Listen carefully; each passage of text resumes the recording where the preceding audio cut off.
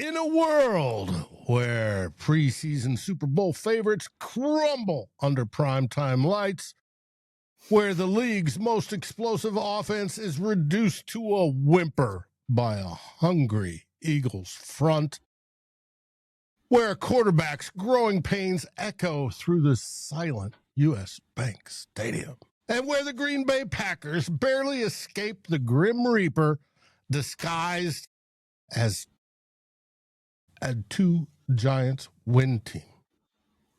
One team, one ridiculed, forgotten, quote, rebuilding team has risen from an 0-2 grave. 7 wins in 8 weeks, 5 fourth-quarter comebacks. Former Lions mastermind now tormenting his old kingdom. For the first time in 7 long years, the Chicago Bears stand alone atop the NFC North. The Lions are stunned. The Packers are relieved but rattled. The Vikings are heartbreaking once again. This is no fluke. This is chaos. This is war. 4 fan bases, 1 division, 0 mercy. In a world where nobody saw this coming, who will be king? Begin.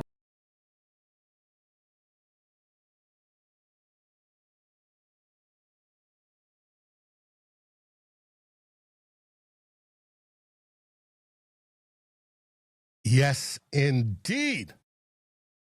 The Bears are in first place. And welcoming my crew here today, we have Foster from Bleachers to Speakers, the Detroit Lions representative. And we have nobody from Green Bay because they're too afraid to come on the show. And we have Pay from the frustrated Chicago Sports Fan Channel and his first place Bears. It's got a good ring to it. I wondered what you thought about it. Yeah, it's been 7 years, Dave. Wow, 7 years since the Bears sat in first place by themselves. 7's a good number. Yeah, you can win in dice with 7 lucky years.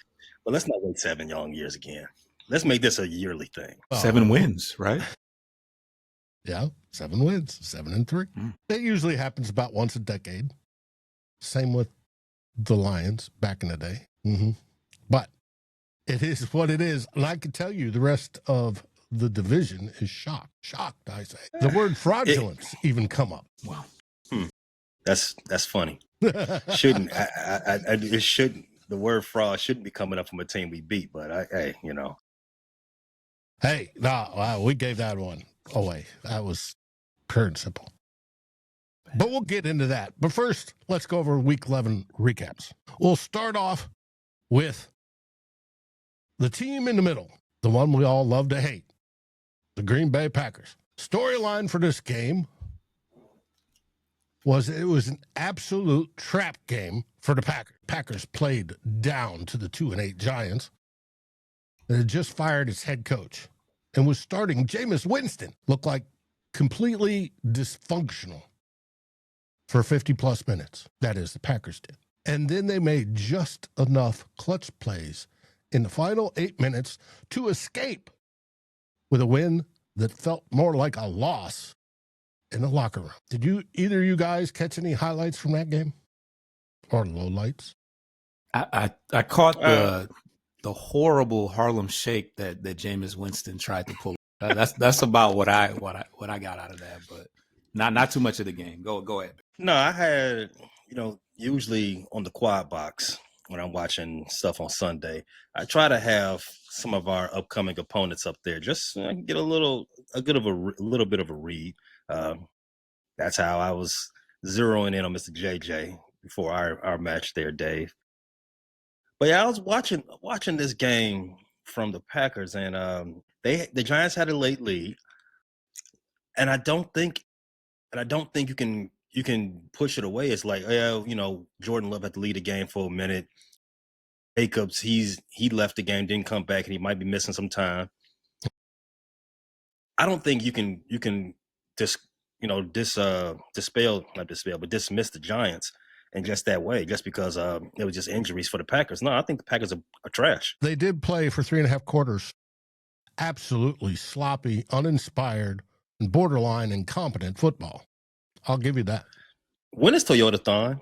I just want to make sure we're all on the same page here, because Jordan Love, when it's not Toyota-thon, they should be looking for another quarterback on them during those months. His performance in that game and his performance for the last few weeks, he throws some really, really bad passes. It's a lot of the interceptions he has this season, head scratching. Mm-hmm. It's hopefully, though, that'll change. Well, hopefully it won't change this weekend, and we can go up there and demolish them. But we'll get to that. Fingers crossed. Yes. Now, that was the Green Bay Packers pulling it out at the end to defeat the New York Giants. It happens, folks. But they dropped to third in the division, or second. They went to second in the division. Why?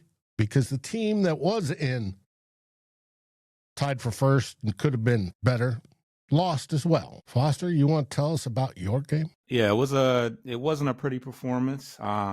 We had some played on Sunday night, and the weather wasn't great, and it just appeared that the Lions were ill-equipped for those type of elements. Obviously, we're kind of known to be, better in more opportune weather and in a dome setting, and yeah, it turned out to be a field possession game, and the Eagles took just more advantage of that. They were able to convert on 3 field goals. The Lions elected to go for it on 4th down a lot more. We went 3 for 13 on 3rd down, and we're 0 for 5 on 4th down, including a fake punt where I think the Eagles kept their starters out there. So they were pretty prepared for in the event that we did try to go for it. So yeah, we had a couple batted balls, one that resulted in a interception, and the defense did a good job. They were put in some pretty bad situations with the interceptions and the 4th down situation. So they kind of held up to their end of the bargain. They only gave up 16 points the entire game, and neither quarterback really played well. Goff only completed 37% of his passes, 14 of 37, one touchdown. McCarthy had better passing rates. Yeah. I didn't think, after watching that game earlier, I didn't think it could, a quarterback performance could be much worse. But Jared Goff said, "Hold my beer. I got one better for you." Obviously, him playing quarterback in gloves is not his forte. But yeah, the defensive line of the Philadelphia Eagles, were pretty dominant. Jordan Davis, Jalen Carter, and the trade acquisition, Jalen Phillips, they all were a major factor in the game. And of course, the Lions faithful was like, that maybe an acquisition at the trade deadline would have been nice. They're watching the results of what Mr. Phillips was able to bring to the table. But towards the end of the game, there was some controversy. Of course, there was a kind of a phantom pass interference call, which I think across the league, everybody could pretty much say was pretty tic-tacky. Some say that it might have even been offensive pass interference. But yeah, we had we left a lot of opportunities on the table. The most concerning to me was the Amon-Ra St. Brown, which is obviously one of Goff's most favorite targets. They only converted 2 of the 12 targets. A lot of those targets were on those 4th downs where I don't know if it's the play calling, but as soon as the ball left Goff's hands, it didn't even look feasible that the pass would be completed. It's leaving a lot of Lions fans pointing fingers at is Goff the guy that can take us to the promised land? Who can, make the calls? Is that Sam Laporta absence a bigger issue than we thought it might be? I mean, me personally, I thought, okay, well, we still got a lot of weapons. We got more opportunities for Jamison Williams, who did have a pretty good game, and Gibbs had a not via the run, but in the passing game, he found a way to get loose a couple of times. So that was good. Isaac Tesla continues to be pretty absent.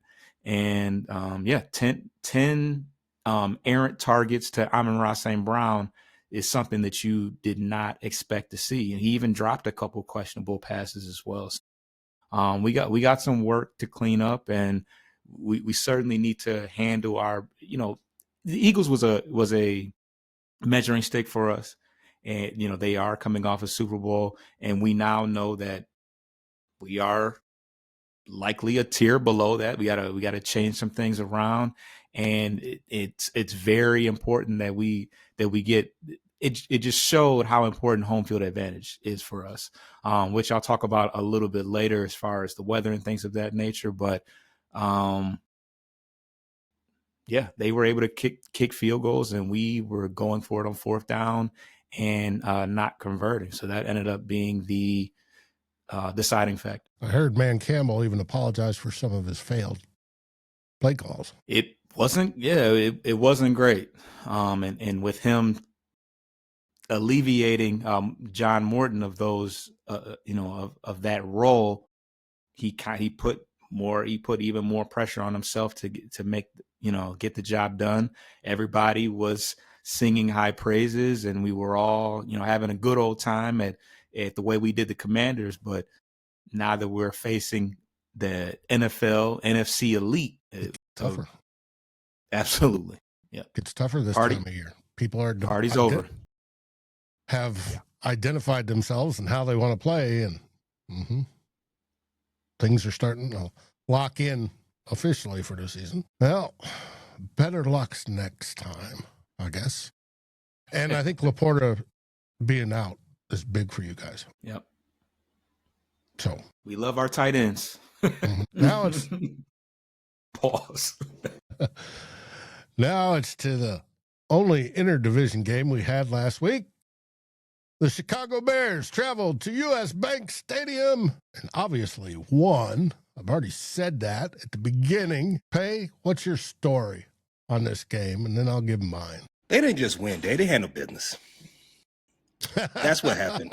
Sure. Now they didn't do it in a fashion that I would have appreciated. Not that even in a fashion that I would have predicted. In our preview of the game, called out some issues with the Vikings being able to cover tight ends. We called out the Vikings special teams miscues. We called out the quarterback being, missing targets, every other throw. And with that, I thought that the Bears would be able to actually win a game without, me having to go do some deep breaths outside and with some, it's get some air, right? Didn't happen. We still had to take it all the way down to 50 seconds left before we, before the win was in clear vision. That part I didn't enjoy. However, a win is a win, and I'm not going to apologize for that, though, Dave. I'll cede it to you.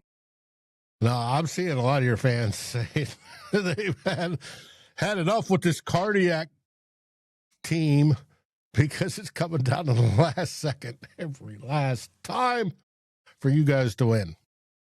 Now, I thought it was, for us, a tale of 3/4 of the game and then the comeback at the end where suddenly everything seems to work. It was obviously we went up ahead first, then you guys came back, and it was a relatively slow game most of the game. You guys led most of it all up until the fourth quarter when we went to a tempo offense, and with that tempo offense, J. McCarthy didn't have to think so much.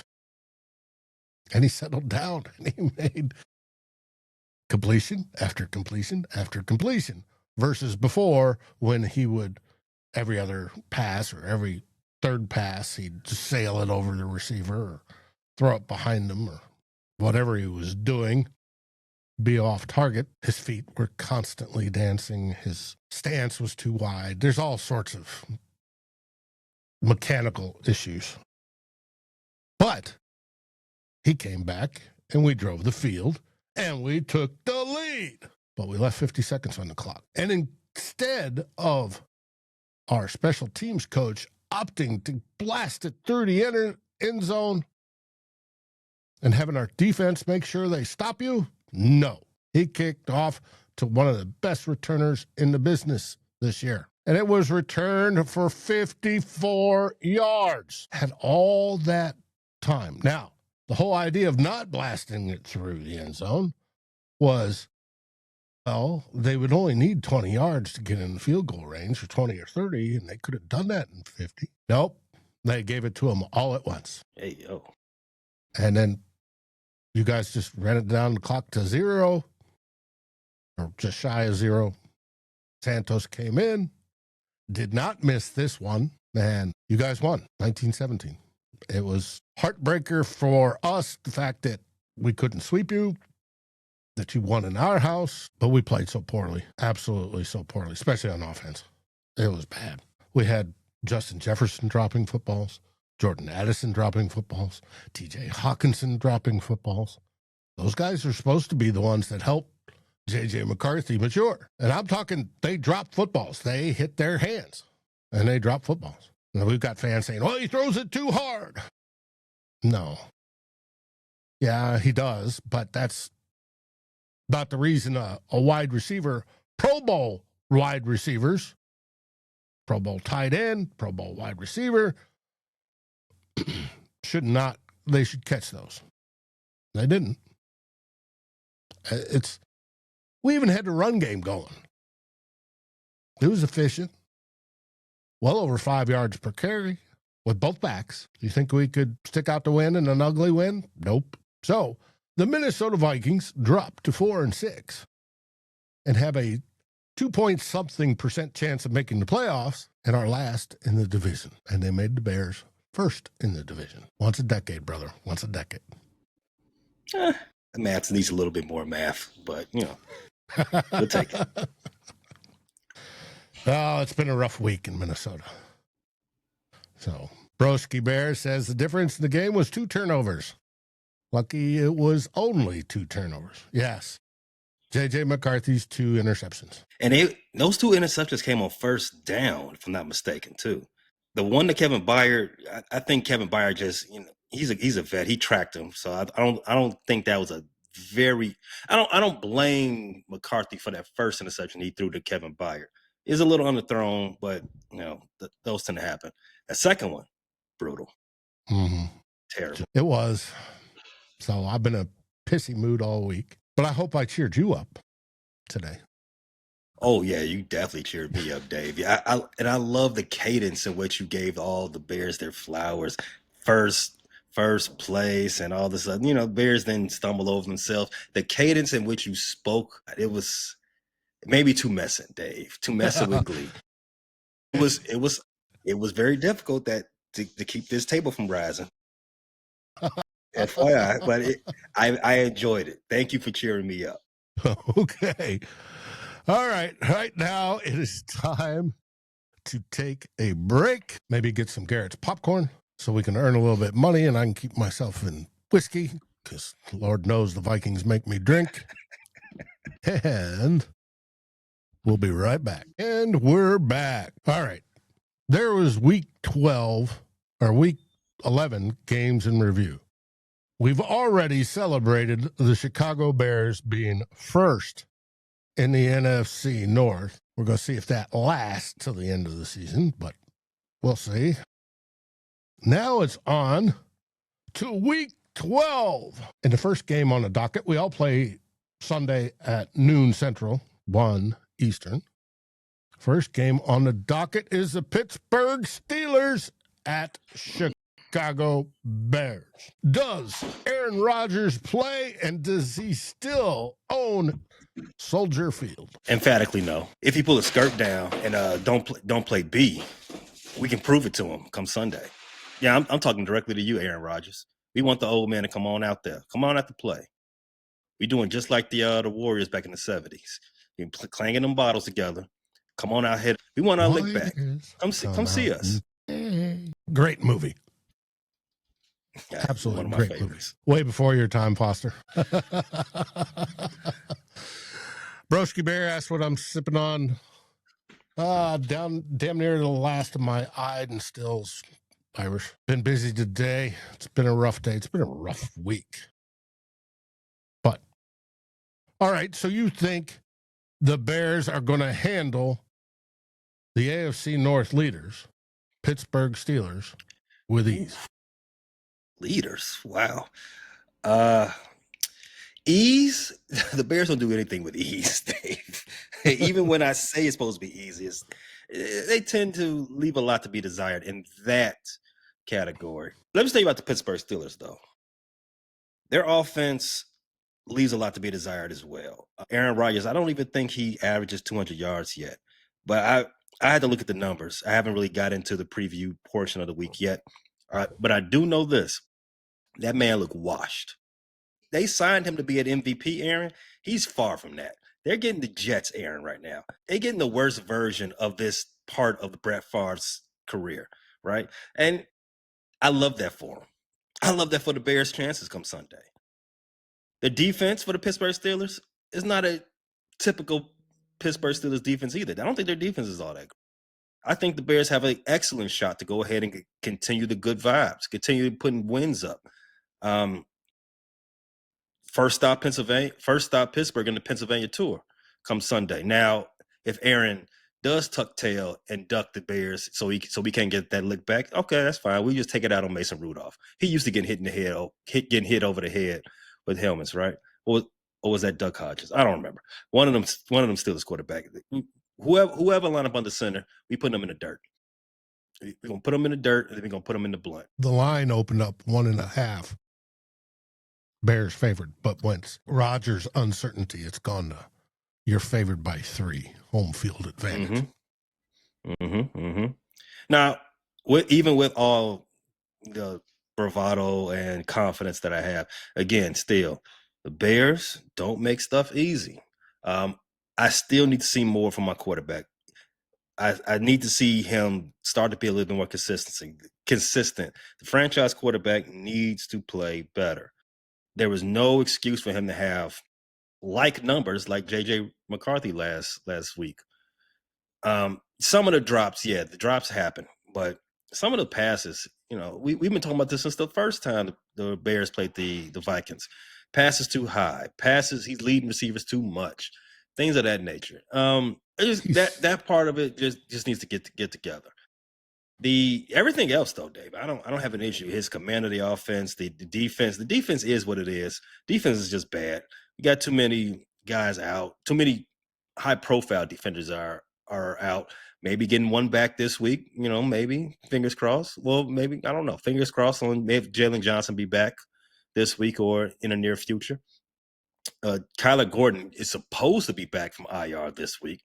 We haven't heard that he's been activated or his practice window has been opened up, but everything that Ben Johnson told us ever since he was put on the IR is that Kyler is not an extensive injury and he should be back when he's supposed to be back. That's this week. We need to see Kyler back soon. Well, we cannot continue to play these games with Nashawn, Blackwell, McLeod, and all the rest. We are the herd is thin enough, and we're getting out of these games with smoke and mirrors. And I think we can go a long way with getting some of these defenders back. TJ Edwards, like I said, Kyler Gordon and Jalen Johnson. Get some of those guys back. We can start actually envisioning a clear path to doing some real damage come December and January. But first things first. We owe the Steelers a little bit of smoke. Well, we had our Edge 3, Dallas Turner, the young second-year player, have a standout day. last week because he was going against Benedict. You're never going to get that left tackle fixed, are you? Well, Benedict is an undrafted guy from the Canadian Eagle. He is not supposed to be out there, Dave. The guy who came into camp, number 1 on the depth chart, Braxton Jones, he's on IR right now. Then again, Braxton Jones is not supposed to be anybody's starting left tackle either. He's a 5th-round draft pick. I would assume that no matter how this season ends for the Bears, I would assume left tackle, if the chips fall where they may. I mean, if the chips fall where they happen, you may not, a left tackle may not be available to us whenever we draft. But I would assume that is high on the shopping on the shopping list when the offseason does open up in late February, whether that's in the draft or in free agency. You don't usually see free agent left tackles, at least good ones. So I wouldn't expect that to happen. But we definitely need an upgrade there, Dave. You called that right. Dallas Turner should not have been whooping anybody to the extent that Theo was getting whooped. But luckily for us, Caleb Dallas Turner basically only has one move. It's speed to power. Mm-hmm. And he was whooping it. Yeah. Canada's, it looked like they're trying to get us back for some of them tears, but I need a little bit more out of you, Theo. I need a little bit more. Well, we'll see. The Steelers tend not to do well on the road, and they are playing in your house. Has the snow melted in Chicago? Yeah, the snow. It snowed early last week, right? I heard a couple days ago. You guys had thunder snow, which I've been lucky enough to see. Snow. The Midwest weather is funny. But no, it was last weekend. Chicago had 60, 70 degree weather. It's it's no snow out there. It's just regular late fall weather now. Perfect football weather for Chicago versus Pittsburgh. It should be. Then we have the New York Giants, who should have beat the Packers, going to Detroit. Does Detroit get better in this game, Foster? Yeah, I think this has all the makings of a get-right game. It mirrors to the Commanders a little bit in that game we had, as far as them being injury-riddled and having some key pieces out offensively. They're a team that has struggled defensively all year. And we're 3-1 at home. We don't really do the losing streak thing. So, I expect this to get back going. Obviously, depending on whether or not Jackson Dart passes concussion protocol, that'll impact, how we prepare. But, we know he's a dual threat quarterback that likes to run. And I think their running game is kind of the basis of what they like to establish. They were able to run pretty good against the Packers. They had over 100 yards rushing. And despite the fact that Scatterbo is out, they still have a pretty decent running tandem of Tyrone something, and Devin Singletary. So, yeah. Tyrone Tracy, that's what it was. I want to say Taylor. Yeah, Tracy. Limiting their ability to run the ball, whether it's through their quarterback with Jackson Dart or with their running backs, is going to be a big part of that game. And although the defense has struggled all year, they do have some pretty talented defensive linemen: Brian Burns, Abdul Carter, Dexter Lawrence. They haven't got to the quarterback as well as they have in past years, but we haven't protected quite to the level as we did last year. So always something that we have to factor into the game. But I think that with all the recipe of us coming back home, being back in the dome, I think that it's going to make for a better opportunity for us to win the game. And luckily, the next 7 games, we will actually be playing in a dome, whether it's against the Rams, the next 7 games are in a dome. The last game, of course, we are not. That'll be in Chicago against the Bears. So obviously that will be outside, probably in that snow we spoke of earlier. Unfortunately. Oh, and we did activate the this week we had to make a decision on Malcolm Rodriguez. His window has been open for 3 weeks, and he is returning. He was a full participant in practice, but Terrion Arnold, who was out last week, still isn't practicing. Kirby Joseph still isn't practicing, and Brian Branch, who played in the game last week, did not participate in practice with a toe injury. I don't know how serious that is, but it's a lot of defensive players. The defense played great. The defense as a whole played great last week. So I'm not too worried about that, but I would like to see these guys get healthy. Gotcha. By the way, you are 10.5 to 11.5 point favorites to win this game at home. That is a lot. That's a huge amount. So we'll see. I expect you guys will win because you're at home and in a dome, and you guys play better in a dome. Just like I'd like to say we do, but that's not the case this year. All right.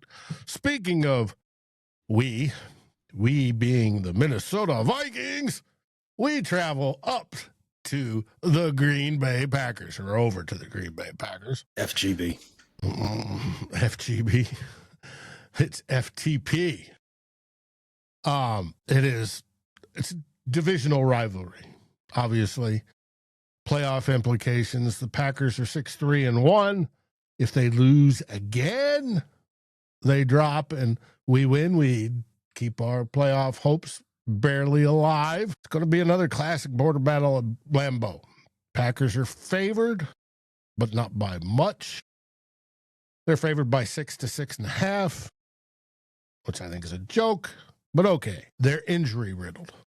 We're going to find out. Running back Josh Jacobs has a knee contusion. We probably won't find out until Friday whether he's even got a chance to play. Now, there's no supposed damage other than it's a contusion, which means a deep bruise. There's no ligament damage or anything like that, so he won't need surgery. The Packers have ongoing receiver issues, and Jordan Love excels against the blitz. Well, sometimes, but we'll find out if he can do that against Brian Flores. We swept him both times last year. Hopefully we'll do that the same this year. This is our first of the 2 matchups, and we'll find out.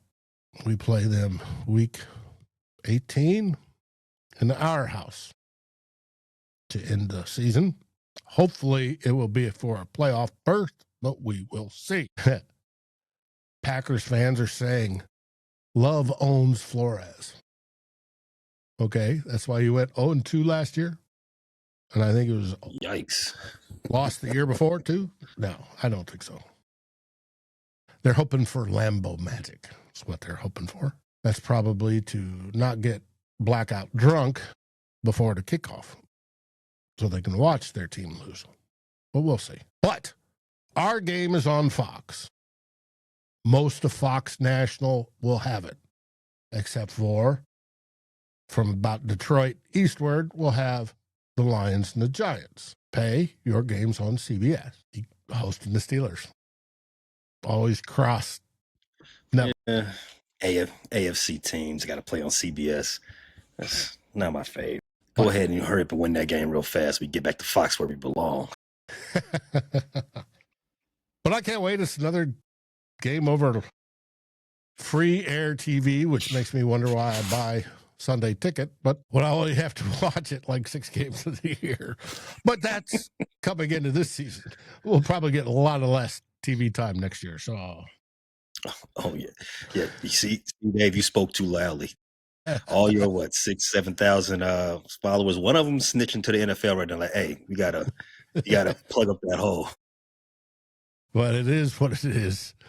So I'm assuming, Pay, you think your team's going to win this weekend? Yeah. Water gun to my head. Death Star, death ray pointed at the earth. Who do I think is going to pull this game out on Sunday? Chicago Bears. Caleb all the way. Foster and his Lions. You think they're going to have it in the bag? I do believe so. Well, I'm rooting for the upset of upsets. I can't wait for J.J. McCarthy, who says he's really, really close to figuring everything out. And he has improved. There are signs of improvement, and there are flashes of absolute brilliance. If he pulls it all together, Packers don't stand a chance. But we'll see. They suck. They do. They do. They lost to the Panthers. They almost lost to the Giants. Yeah, they did. They did almost lose to the Giants. Well, I mean, let me not do too much on the Panthers. They do have a better record than the Kansas City Chiefs. So I mean, maybe the Panthers are actually good. You know what? Let's not go too far. Let's just stay let's stay at home base. Packers are weak. Huh? Heck, they tied with the Cowboys. Seriously. 3-5 Cowboys. It's one of the better offenses. If only they had a good defensive rusher. Any last words there, Pay? The only thing we want to say here, Dave, is, from sitting at the top of the mountain, air smells good up here. By the way, I'm happy you all kept it clean while you all were sitting up at the top. You all, I like it. You all good housekeeping. Good housekeeping. I hope you feel the same. How the Bears kept the basement. The only thing we have to say up here, bear down. What shows have you got coming up, and where can they find you? So later on tonight, we have Pay Dirt, our weekly football parlay builder, where we just talk about some little sports gambling. You know, make a little money for the holiday season. Later on in this week, we have our preview of our matchup coming up with the Steelers. We also have a cross show with head honcho of Fans First Sports Network, Jeff Hartman. We had a cross show with that, so that will be posting at some point Saturday. So be on the lookout with that. All those guys who talk a lot about the Steelers, very informative group of guys. Yeah, so that's what you got coming up on the rest of this weekend. Really good stuff. It's not a waste of time. It is always a fun time when you check out the Frustrated Chicago Sports Fan channel. Available anywhere you get pods, Apple Podcasts, Spotify, YouTube Music, Amazon Music, Pandora, and all the rest. And everything is also available free of charge at YouTube. Mm-hmm. Foster, you got any last words you want to part before you go in and win this Sunday? I just got to bounce back. That was, Sunday night was not fun. And we need to get need to get some consistency. We need to have a couple consecutive games of success as opposed to having to do all this recovery. So hopefully I think that we're set up as far as the venues. We're set up for a nice stretch down the what do you call that? The home stretch down the home. What have you got coming up on your channel, and where can people find you? You can find us at Bleachers to Speakers. We will have a preview to the game against the Giants probably on Saturday morning, and then we will be bringing you a post game as soon as it's over, around 4:30, 5 o'clock. Very, very good. Now, all my fans, the ones that are watching, know where to find us. We are at Vikings First and Skull. You're obviously here, so it's you know where we can be found. You can find all our shows on our podcast feeds as well. Podcasts you can get anywhere you get your podcast. Apple, Spotify, yada, yada, bada bing, bada boom. Tonight, we have X's and Skulls with Locked On Vikings, Luke Braun and Tyler Fornes. They're going to go over the game film from last week, and we're going to highlight Dallas Turner, Jalen Redmond. We're going to talk about what's wrong with J.J. McCarthy, Josh Metellus, and T.J. Hawkinson, just to name a few. Tomorrow night we have the Real Forno Show as he previews the game against the team from Wisconsin. And then we have two old bloggers on Saturday as we wrap up and do our long form style of what's happened this week. And we look at the game with the inside and the numbers, and Drew Bunting joining us for that. There you can always find us. So, hey, what do they say in Chicago? Bear down. The Bears. Foster, what do they say in Detroit? Ah, come on. And of course, in Minnesota, we say, Skol Vikings! Like, subscribe, and rate us on your favorite podcast aggregator. Group effort on the Fans First Sports Network. This has been a frustrated Chicago sports fans. Bleachers to speakers. Vikings first and Skol. And of course, the Fans First Sports Network production. Thank you for listening.